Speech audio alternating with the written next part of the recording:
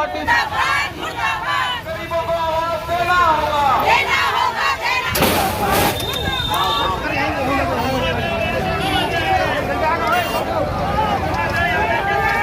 परिवार कह रहा है कि घटना की वजह ये है, तो उनकी बात क्यों नहीं सुनी जा रही है? क्या राजनांदगांव नगर निगम की कार्य प्रणाली पूरी तरह से संदेहास्पद है। प्रधानमंत्री आवास की योजना को लेकर के यहाँ पर पूरा लेन देन का खेल हो रहा है। जो पैसा देते हैं उसका चेक कटता है, जो पैसा नहीं देते हैं उसको जहर खाना पड़ता है, अपने आप में पेट्रोल डालना पड़ता है। ये दो घटनाएं जो नगर निगम में हेमा देशमुख के नेतृत्व वाले कार्यकाल में हो रही है, वो नगर निगम का काला अध्याय साबित हो रहा है। आज हम सब नगर निगम का घेराव किए और मांग की है, इसकी जो है जो घटना हुई है उसकी जाँच होनी चाहिए और जाँच के बाद में जो दोषी हैं उसके ऊपर कार्रवाई होनी चाहिए। कार्रवाई नहीं होती है तो ये समझा जाएगा कि नगर निगम प्रधानमंत्री आवास से जो कमीशन खोरी हो रही है उसका हिस्सा नगर निगम आयुक्त और महापौर तक के पहुंचता है। मुआवजा की भी मांग किए हैं, उसके लिए मृतक के लिए 20 लाख रुपए का मुआवजा का मांग है। उसके परिजन को जो है नगर निगम में किसी भी प्रकार के रोजगार की व्यवस्था की जाए। 50 लाख रुपए मुआवजा देना होगा। महादेव भाई के हत्यारों को कि आज का घेराव बहुत ही एक संवेदनशील मुद्दे को लेकर हम लोगों ने किया है। प्रधानमंत्री आवास के विषय को लेकर लगातार इस प्रदेश में भूपेश बघेल जी जो 17 लाख आवास को रोक कर बैठे हुए हैं, गरीब का अधिकार और उनके हक को छीन रहे हैं। और यही कारण है कि राजनांदगांव में प्रधानमंत्री आवास के विषय को लेकर पहले यास्मीन बानो हमारी जो बहन थी उसने जो है मिट्टी तेल डालकर उसने आत्महत्या किया। और दूसरा महादेव जी जो है आज इस विषय पर ही जो है उनकी जान गई है। उनकी श्रीमती यहाँ पर हमारे साथ है। हमारी मांग ये है कि जिस तरीके से निगम की यहाँ लापरवाही चल रही है, जिस तरीके से निगम का प्रशासन इसको इन तथ्यों को ढांकने में लगा है, आप इसकी पहले निष्पक्ष जांच करिए। जिस ढर्रे पर नगर निगम का जो प्रशासन चल रहा है, मुझे ऐसा लगता है कि शासन की तो योजना जो है वो आम जनता तक पहुंच नहीं रही है। खासकर जो केंद्र की सरकार की जो योजना है जिसको आम जनता को लाभ मिलना चाहिए, वो लाभ भी जो है वो यहाँ की आम जनता को नहीं मिल रहा है। और यही कारण है कि इस शहर से दो जाने गई हैं उस आवास के विषय को लेकर जो गरीबों के हक और अधिकार का हिस्सा है।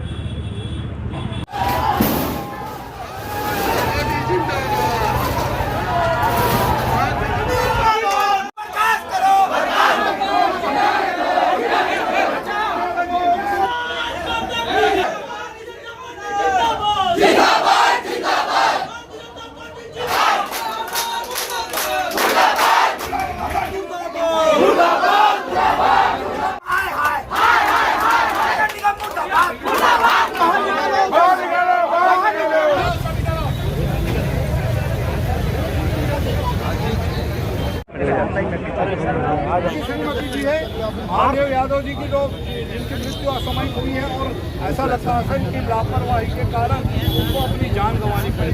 थोड़ी सी कार्यप्रणाली हमारा निवेदन पत्नी है, इनके नाम से मतलब पासबुक में पैतृक संपत्ति है, इनके नाम से वो मकान बन रहा है और 22 तारीख को इनको खाते में ट्रांसफर हो गया। धार्मिक दृष्टिकोण से आपको क्या सही गलत मिलता है? और जब परिवार कह रहा है कि घटना की वजह ये है, तो उनकी बात क्यों नहीं सुनी जा रही है? क्या प्रशासन केवल अपने लिए है क्या कि जनता के लिए है? ये कोई तरीका है क्या? और आज नहीं, पहली बार नहीं हुआ है।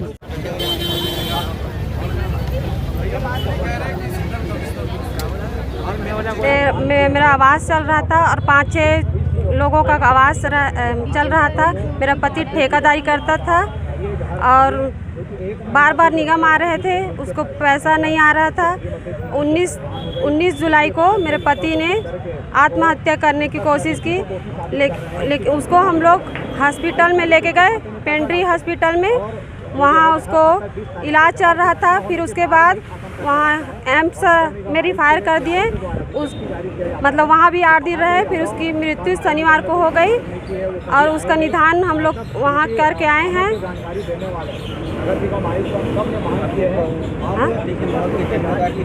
पति के जिम्मेदार का मौत निगम अधिकारी लोग हैं। हाँ, मुआवजा मिलना चाहिए। मेरे 2 छोटे छोटे बच्चे हैं। 50 लाख की। माधव यादव की जो प्रधानमंत्री आवास का हितग्राही था, उन्होंने नगर निगम के द्वारा प्रधानमंत्री आवास की किस्तें रेगुलर नहीं मिलने के कारण जहर खा लिया था। लगातार 15-20 दिन तक हॉस्पिटल में एडमिट था। उनकी कल परसों निधन हुआ है। नगर निगम की घोर लापरवाही इसमें उजागर हुई है कि प्रधानमंत्री आवास का पैसा किस्त में समय पे किस्त न देने के कारण हर प्रधानमंत्री आवास के हितग्राही सब परेशान हैं। ये पहली घटना नहीं है, दूसरी घटना है। नगर निगम की घोर लापरवाही है। इनके चेक तब तक नहीं कटते तब तक कमीशन नहीं पहुंचता। ये इतनी घोर लापरवाही हुई है। निगम प्रशासन ने कागज में भी छेड़छाड़ किया है और इन्होंने सवेरा संकेत में दिया है कि हम रेगुलर किस्त दिए हैं। ये रेगुलर किस्त कब गई है, आप लोग भी, पत्रकार लोग भी उस विषय को देखेंगे, उठाएंगे, क्योंकि सीसीटीवी कैमरे नगर निगम में लगे हुए हैं। जिस दिन एक घटना घटी उस दिन प्रशासन के लोग आके फाइलों में छेड़छाड़ किए हैं। किस्तों के चेक काटने के दिन उसी दिन तैयारी हुई है। ये सब बहुत घोर लापरवाही है नगर निगम की। इसकी जांच होनी चाहिए और जो जिम्मेदार लोग हैं उसके ऊपर सख्त कार्रवाई की जानी चाहिए, FIR होना चाहिए। आवास योजना के तहत हम लोग निगम बहुत तेज़ी से काम कर रहे हैं हम लोग, और 28 जुलाई को हमें 8 करोड़ रुपए प्राप्त हुआ था, जिसका हमने विदिन 1 महीने के भीतर ही पूरा का पूरा पेमेंट किया। इसके बाद हमें अगस्त में, जुलाई लास्ट में कुछ पैसे मिले थे 8 करोड़ के लगभग, वो भी हमने 3.5 करोड़ का पेमेंट कर दिया है। मतलब यहाँ से जैसे ही राशि प्राप्त होती है हमको बहुत तेज़ी से हम लोग हितग्राहियों के खाते में डालते हैं। किसी भी प्रकार का पूरा कोशिश रहता है कि लेट लतीफ़ी ना हो। और इन्होंने आरोप लगाया है कुछ लेट हुआ है, तो अगर कुछ लेट हुआ है जो आरोप लगा रहे हैं उसको जांच करा लेते हैं। अगर कोई दोषी पाया जाता है तो विधिवत उस पर नियमानुसार कार्रवाई कर देखेंगे। लोग आते हैं कि सर हमें हमारा ये आवास वगैरह का कुछ इशू है, तो विदिन हम लोग उनका आवेदन देख के उनको समझाइश भी दे देते हैं और बता भी देते हैं कि इतने दिन में आपका सॉल्व हो जाएगा। तो ऐसी शिकायत तो अब तक प्राप्त नहीं हुई मुझे ही नहीं इसमें, ठीक है। और पेमेंट जब भी गया था, जो भी गया था, वो तो उसके अकाउंट वगैरह में सब दिखता है, हमारे फाइल्स में दिखता है, ठीक है। सर, महादेव यादव की मतलब किस्त नहीं मिलने के कारण जहर खाए का आरोप लग रहा है सर, उसमें क्या कहेंगे? इसमें ये तो जांच का विषय है, ठीक है। और जांच अधिकारी जो भी होगा, पुलिस जांच का विषय है, वो उसमें हम कुछ कमेंट क्या करें।